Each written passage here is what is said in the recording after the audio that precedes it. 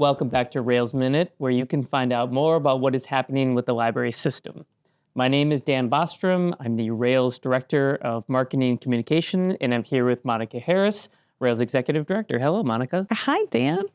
So, Monica, the Rails board election is fast approaching. Can you tell our members a little bit about the timeline for this season and what they need to know? Absolutely. So the Rails board election is coming up soon. It'll be taking place from May 8th to May 24th. We want to encourage all of our Rails members to be paying close attention to the election. This year, we have 2 at-large seats open, as well as 3 public library trustee seats. So the Rails board is the governing body of Rails, which means that they're the ones who make sure that we're headed in the right direction and moving forward. So it's really important to make sure that all of our Rails members are paying strong attention to the election, and they're participating in making their voices heard by making sure that they vote.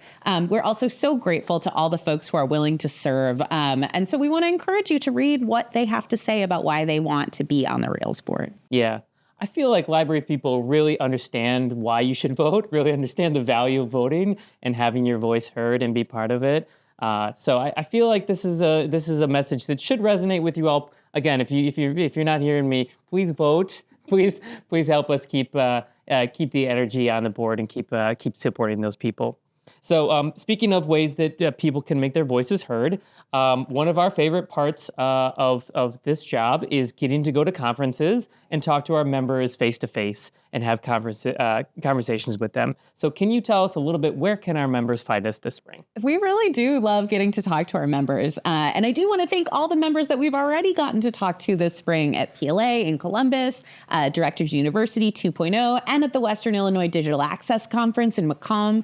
One place that you can find us coming up is at the Reaching Forward North Conference. That'll be on May 10th. We'll have a booth there, and we would love to talk to you. Let us know who you are. Just say hello, or let us know something that you think that we should be doing here at Rails.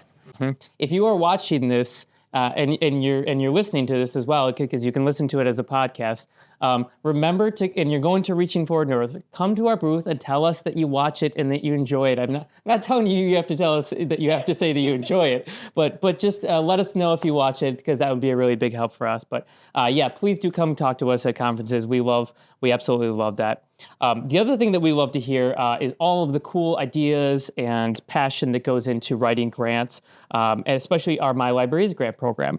So can you tell us a little bit about the grant program and where we are this year with that? Absolutely. So our Rails members are doing amazing things. We hear about it every day. And what the My Library Is grant is meant to do is to give libraries an opportunity to tell their stories and tell their communities about all the fantastic things that they're doing. Over the last few years, we had focused in on school libraries, and this year we were able to move back to covering all of the different types of libraries that we cover at Rails as part of our My Library Is grant process.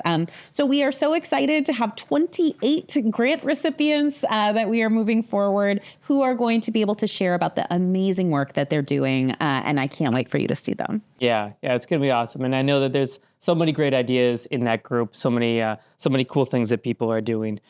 Finally, just an update on legislation. This is legislative season, so tell us a little bit more about what's happening there. Well, it is a really busy time for legislation. I'm going to highlight especially 2 bills that we have seen moving forward. So the first one is House Bill 4224. That's the one about library treasurer bonds.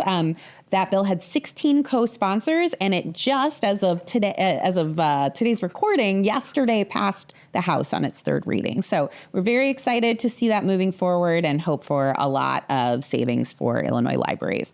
Then House Bill 4567, that was the piece of legislation that was introduced by Secretary Giannoulias and is focused on higher penalties for threats to libraries. That bill currently has 15 co-sponsors and has had a 2nd reading, so we're watching that very carefully.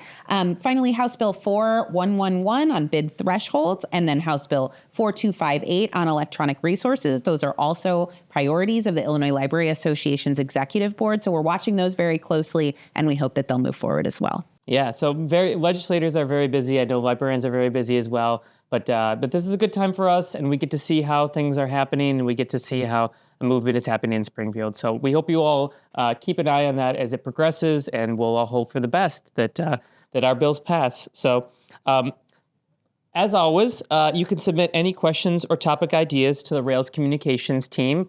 communications@railslibraries.org. A reminder that Rails Minute is available as a podcast, so please subscribe wherever you listen. Monica, thank you so much for joining me. Thank you for having me. And thank you all for listening.